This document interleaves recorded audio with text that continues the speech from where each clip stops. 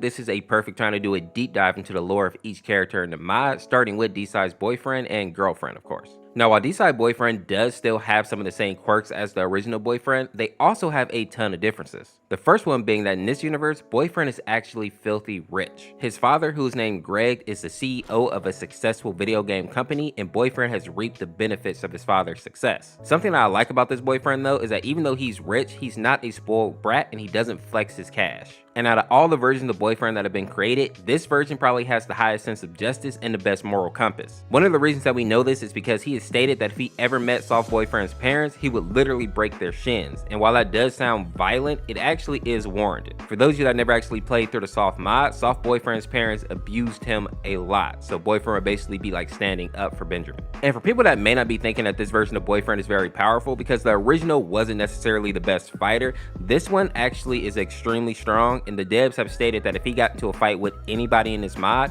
he would win. And that's a big deal because there's literal demons in this mod, obviously Daddy Dearest and Mommy Mirrors. And another weird fact about boyfriend is that he actually was born with the shark teeth that we see here in the mod, and he has a stomach that is similar to a goat, meaning that he can basically consume anything. And this is why his favorite foods are drywall and wet paint. Now next up we have girlfriend, and she has a lot in common with the original girlfriend, but one of the major differences is that she has orange hair and freckles all over her body, but just like the original girlfriend, she is still a bit of a scatterbrain, and it has been confirmed that she is autistic, just like the original. Something interesting about girlfriend here is that she's a hardcore nerd and gamer, which is probably one of the reasons that her and boyfriend click so well. And something that I found funny about her backstory is that she's kind of like a vegetarian in the fact that she believes that eating animals is wrong. But funny enough, her favorite food is actually fried chicken, which is a hilarious contradiction. And the fact that I think is cute about this version of boyfriend and girlfriend is that they are not sex crazy like the originals. This version of girlfriend and boyfriend haven't actually done anything on that level yet. They just really enjoy spending time with each other, playing video games and going on dates, which in my opinion is just super adorable. Next up we have Mommy Mirrors and Daddy Dearest, and the most obvious change with them is that their skin is now red, and of course their hair is a different color, but they are both still crazy about each other and of course crazy about girlfriend. In this universe, Daddy Dearest is a huge rock star, but his career is actually only going up, unlike the original who seemed to be near the end of his career. Something else that is different here is that this version of Daddy Dearest is considered a trans man, which means that he was assigned female at birth, but later decided that he was more comfortable as a male. Just like the original Daddy Dearest, he doesn't believe that boyfriend is worthy of his daughter, but in this universe, he can't simply bully boyfriend or send assassins after him, because even though Daddy Dearest is strong enough to lift the house, boyfriend is still technically able to beat him in a fight if they ever did actually come to blows. The only reason that I think they haven't fought though is because both Daddy Dearest and boyfriend love girlfriend so much that they don't want to fight and actually cause her pain. Now surprisingly, Mommy Mirrors doesn't actually hate boyfriend, she just goes along with her husband in order to keep the peace. Some fun facts about Mommy Mirrors though is that she is technically stronger than Daddy Dearest, and she could literally break a bowling ball with her thighs if she chose to. And just like girlfriend, Mommy Mirrors is also a hardcore gamer, which is probably where girlfriend got it from in the first place. Next on the list we have Skid and Pump, and I swear these kids always get the saddest backstories in mods.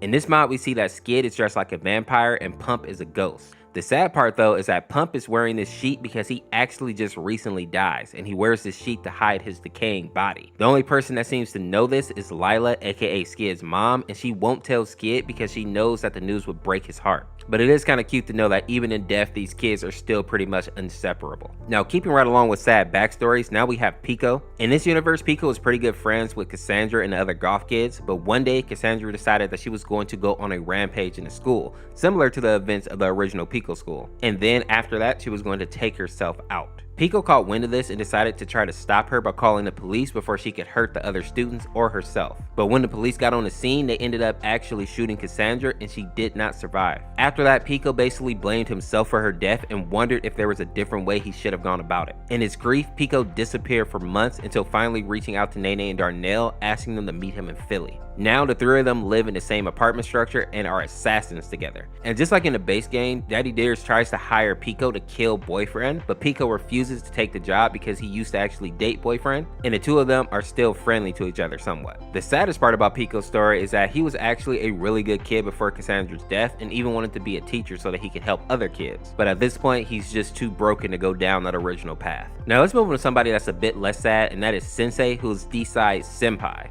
Instead of being in a dating simulator though, he is a martial arts master in a fighting game. He differs from Senpai in a few other ways as well, one being that he actually has a wife in this universe and they seem to be in an ace relationship. And unlike the original Senpai, this version isn't actually a jerk, but he does have a bit of a temper. And just like the original, he also has a dark spirit inside of himself called Dwayne. This is a spirit that we see actually burst out of Senpai's back in this cutscene here. And before Dwayne was a spirit, he was actually just a regular teenager that was friends with Girlfriend. And he basically started to develop feelings for Girlfriend. And since he was very respectful and a bit old-fashioned, he decided to ask Daddy Dearest if he could date his daughter. Now, Daddy Dearest at first pretended to be okay with this idea, but once Dwayne let down his guard, Daddy Dearest used his magic to trap him inside one of Girlfriend's favorite fighting games. Now Dwayne has become nothing more than a vengeful spirit whose only goal is to hurt as many people as he can. And he's even willing to hurt Girlfriend now because he only feels resentment for ever loving her in the first place. Another little sad fact as well is that people back in the real world just think that Dwayne is dead. There's even a gravestone for him that can be seen in the graveyard of the song Foolhardy. We also see John Plainman in this mod as well, who's basically the D-side version of Tankman.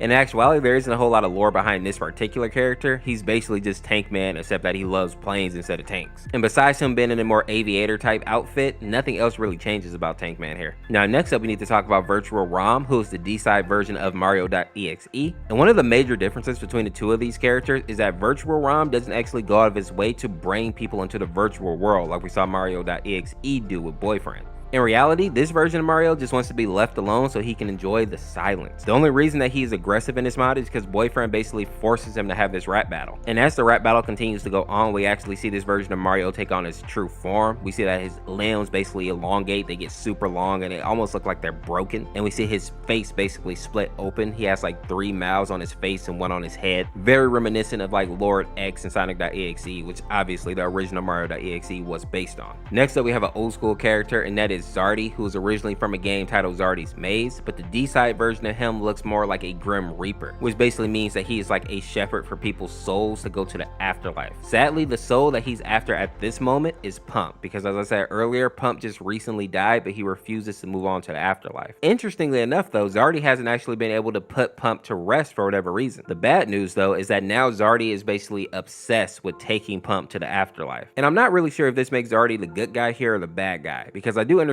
on some level that once people pass on, they need to go ahead and be removed from this world. But at the same time, it feels really icky, like trying to take this kid away from his life and his family and his friends. But put down in the comments what you guys think. Should Zardy just allow Pump to remain basically like a walking dead, or do you think he should go ahead and take his soul? Next up, we have Zephaniah, aka D-Side's Mighty Zip. And while it may be a bit confusing, these two are technically separate entities. Zephaniah started out as an AI in the Sega Sonic the Hedgehog PC port ROM, and one day Zephaniah decided to attack Mighty and devour him. Once Mighty was gone, Zeph used his shape-shifting abilities to basically take on Mighty Zip's form. And to make matters even worse, Zep can also absorb the abilities of the people that he devours. And for those of you that don't know, Mighty Zip is based off Mighty the Armadillo, who is basically a slightly less powerful version of Sonic the Hedgehog, what means that this guy can be a real problem if he wants to be. We also see 2 other D-side versions of Mighty Zip in this mod, one being Tenma Mighty, which is basically Majin Sonic, and the other being God Z, which is basically Lord X. The mod also has Ved Guy and Mac, who are basically D-side versions of Urple Guy and Matt Pat. While there isn't a lot of lore about these two, I do think it's funny that Mac's design was inspired by a character from the show It's Always Sunny in Philadelphia named Charlie Kelly. For fans of the show, apparently this is supposed to be a reference to the Pepe Sylvia sequence. Now we also see Police Guy, Chica, and Foxy pop up in the mod, but their D-side version don't really have any new lore.